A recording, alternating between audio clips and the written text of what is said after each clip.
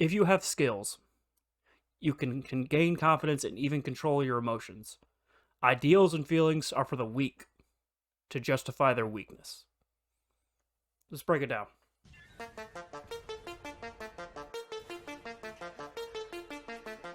Hey guys, Bruce Deuce's Anime here. Hope you're doing well. I am Wanderer Bruce, Monkey D. Gucci. You know what it is. We're here today talking about the King, the King-oo! Not that one. Talking about the King of Tokyo, Narumura Mei, Mei-san! Narumura Mei. The pitcher, ace, and third year of Inarshiro Industrial High School in West Tokyo. And I wanted to talk about him in this recent pitchers kind of discussion because remember I talked about Furia, previously Mukai Teo, and now Narumura Mei.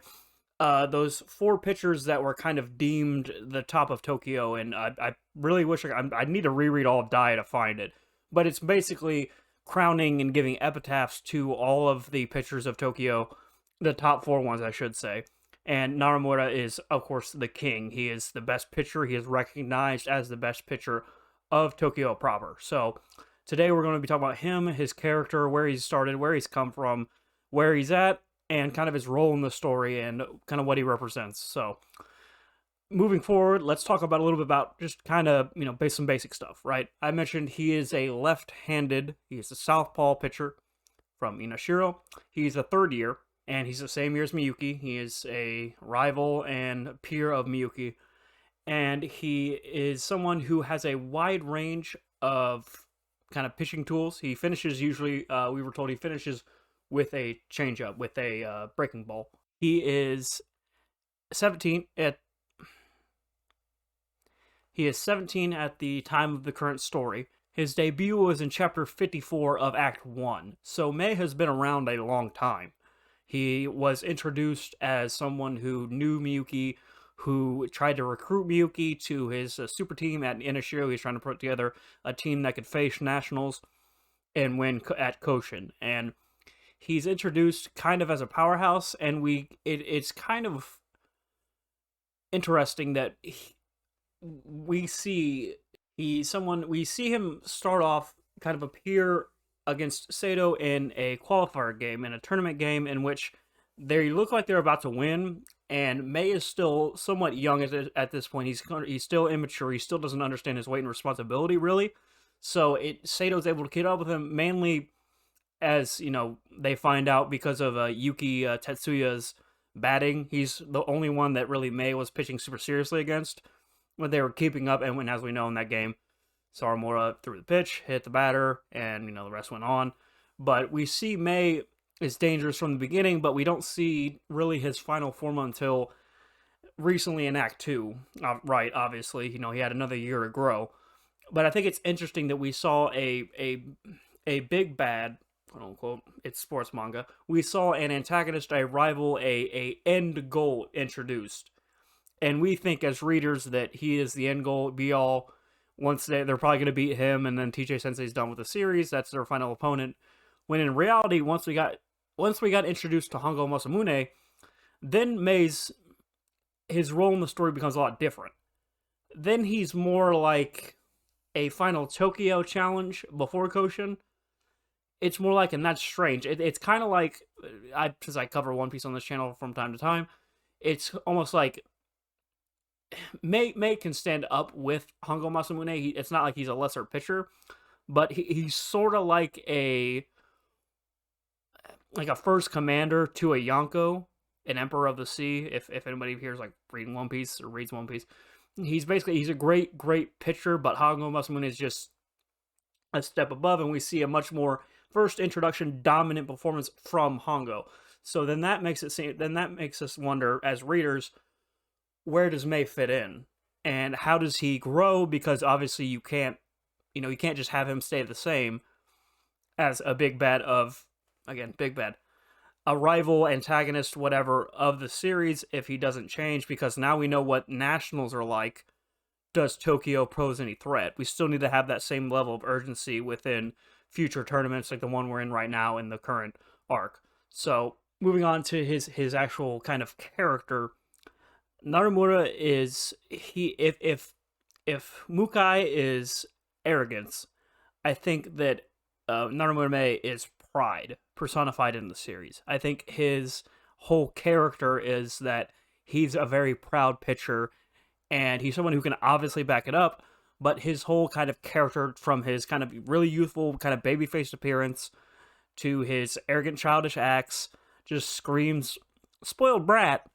But his character arc is one that develops into really, like, I hate to say he really grows as like a young man, really, if we look at it, because he's someone who recognizes after a certain point that his selfishness was really being put up with, and he can't act that way if he's not delivering.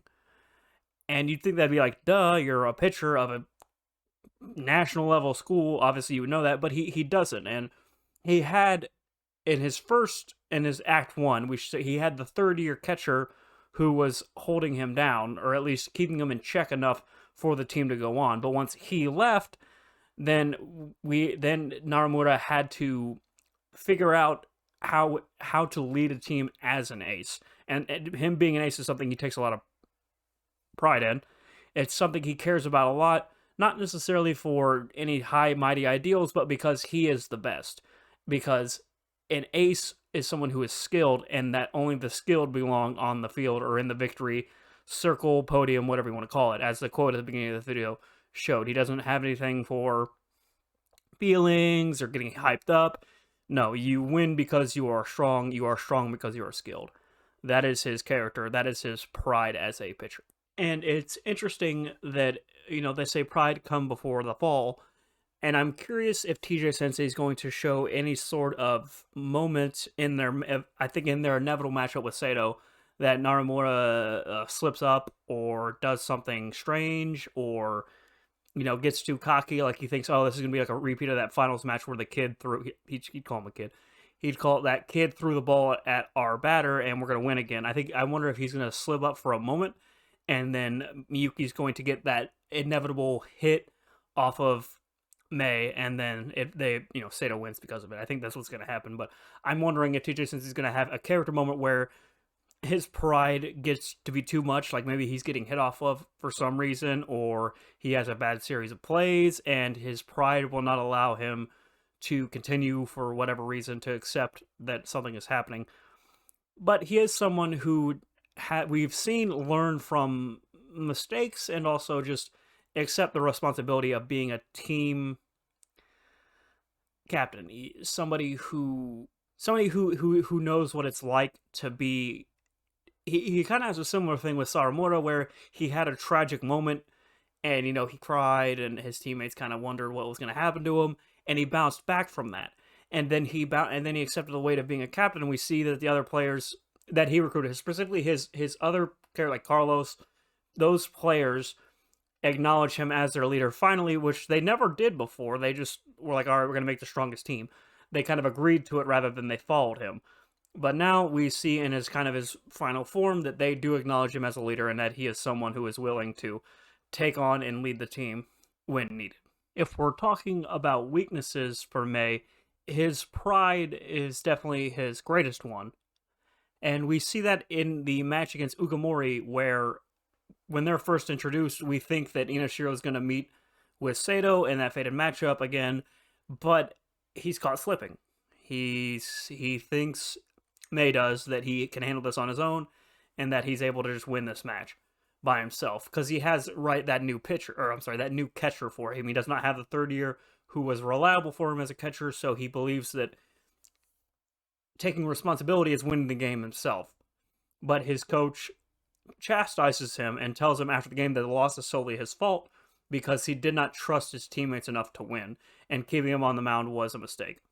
That's a lot to take as a pitcher. That's a lot to take as any player, any athlete, let alone, the star pitcher of a national level baseball team. And because of that, MEI is forced to grow after he realizes his mistake. And after that, kind of coming into his relationships with his teammates, not only does he start to trust them in his own way, like I said, they acknowledge him as a leader now, but I think one of my favorite subplots in the series is especially Mei's development with his new catcher. One of my favorite subplots of the series is Mei's development with Todano, his catcher, his new catcher, because we see Todano be kind of timid, but the coach remarks that he tried his best to make use of Mei as a pitcher. But after that, we see Todano start talking back to Mei and telling him things like, make use of me, tell me what you need. I'm really throwing myself out there. And that's really interesting because Mei realizes this. He still gives him crap, it's Mei. He's going to chastise him, but I think Todano standing up for himself kind of impressed Mei a little bit.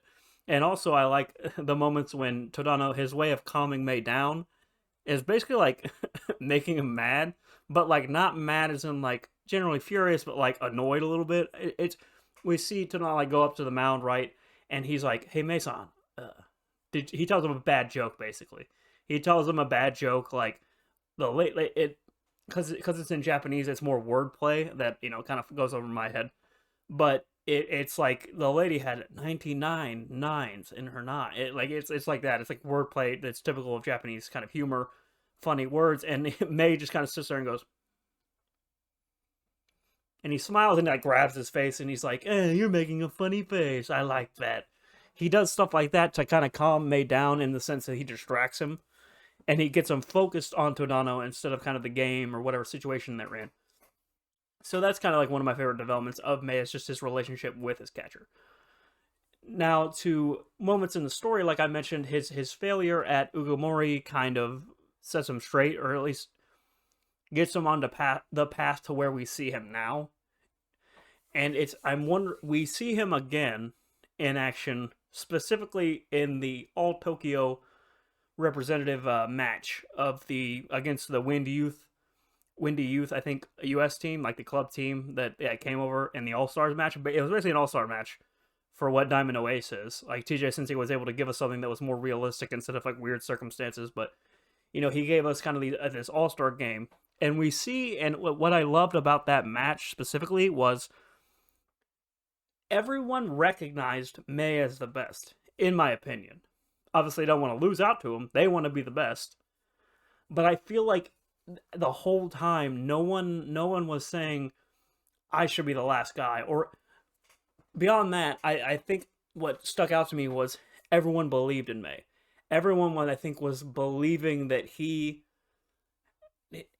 that when he was on the mound they had confidence, is basically what I'm saying. It's they had no fear because he was there, right? To do a little My Hero Academia. He was standing on the mound, and that gives you confidence as a player. You might not like him, love or hate him, you might not like the guy, but he gets results, and he's very reassuring when he's on the mound on your team. And I think that's what that All-Star game really, that exhibition really showed, besides a multitude of things. It's just how reliable and what it's like to play with Mei.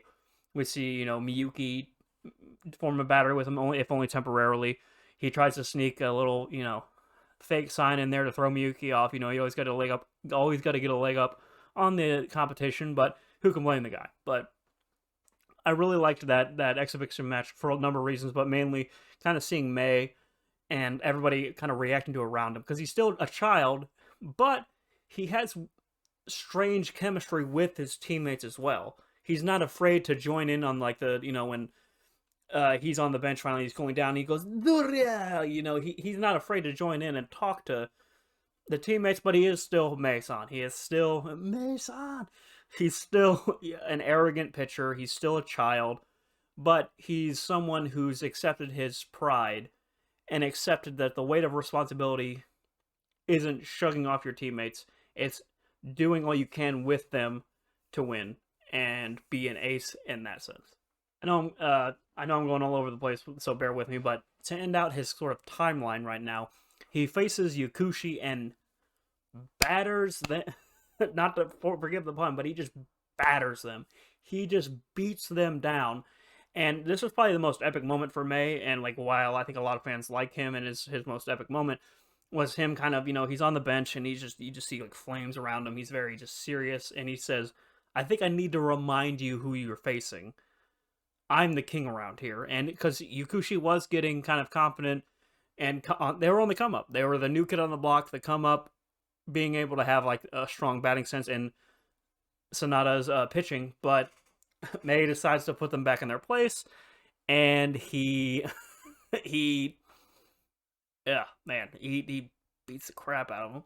But they eventually beat Yakushi and move on. And his, I think I got the timelines mixed up. Sorry, the Windy Youth match, the exhibition matches after that tournament. So I'm sorry, but that is probably his culmination right now. But he does beat up Yakushi, and then he goes to face Taito and the pitcher Mukai Teo. Last pitcher I talked about, and their interaction is fantastic because they're just two kids, like they're just two prideful dudes, arrogant and pride, like they're just clashing and they're having a lot of funny moments. And I think that was one of the matchup I didn't know I needed until I saw it and then needed it. I need more of it. I need another one. But I just that's sort of the timeline. I know I got it mixed up, but yeah, he had the tournament where he beat up on Yakushi. He shut down. He basically he was shutting down Taito, and then right Ino got the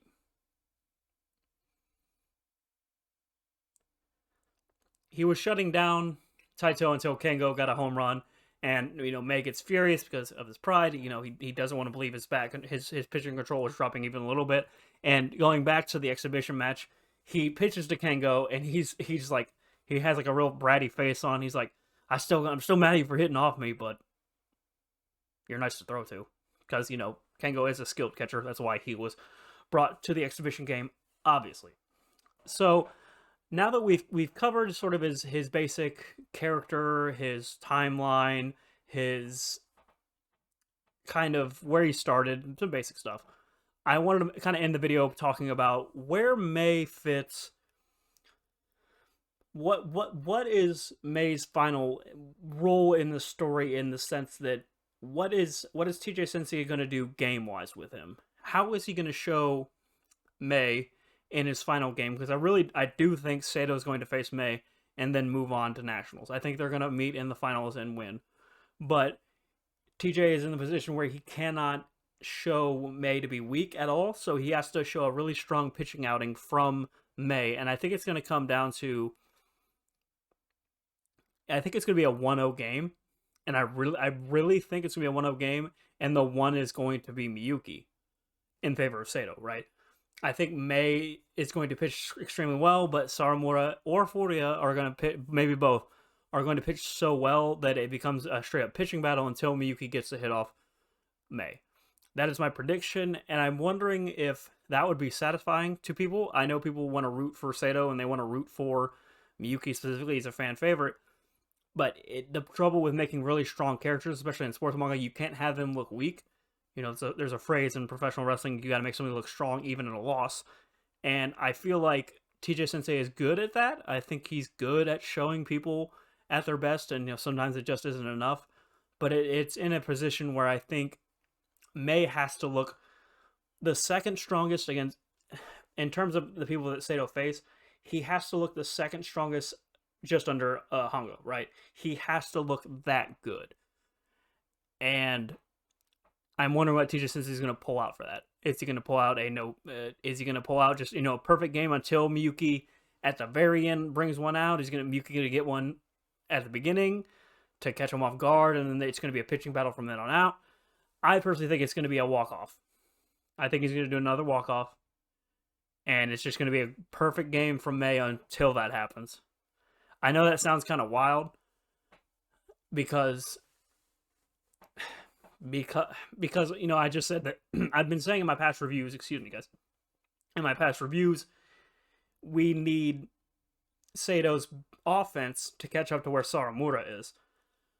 So it'd be kind of bad if they didn't get anything off Mei, but I feel like it'd be better if Mei was almost perfect and still lost, because I think the point of Diamond No Ace really is that you can do everything possible, and sometimes it just isn't enough. That's just me. I feel like that'd be a great lesson from TJ Sensei on sports and in life, that you can do everything, and sometimes it just isn't enough. Sometimes the other team wins. The Miyuki got the better of him that day, and also Sawamura or Furia or both, Nori, maybe. whoever is pitching is also doing such a great job that they're keeping up with MEI-san now.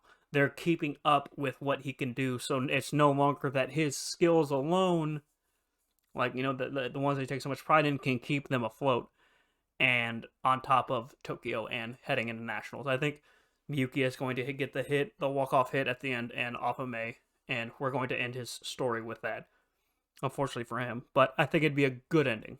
From a technical standpoint, of just a pure pitching standpoint, Narumiya is someone who throws off his rhythm of his opponents and kind of suppresses them with a finesse rather than a power. I think he is very much the opposite of Furuya, in my opinion, where he just shuts them down with such a wide range of tools. He has a tool for every job, so he shuts down people with changeups, fastballs, breaking balls, curveball, and any. Excuse me again, guys. Any like of the sort, and he beats them with finesse that is powerful. A wide range. He beats them with here. Here's a better way. Yeah, he beats them with variety. He does not beat them with power, because if Mukai is finesse, if Furuya is power, Narumime is a variety. He is the whole spectrum of tools to be able to win. So that's where his pitching comes from, and he's also a very skilled batter. He's the 5-hole in Ashiro, so you can't sleep on him there. He's good at getting RBIs. So, guys, that's the video. I hope you enjoyed it. You got to remember who you're talking about, the King of Tokyo, and I hope this video reminded you who just that is, Narumura MEI. If you liked the video, guys, hit the like button. Subscribe to this channel for more Diamond Oasis content, more sports manga content.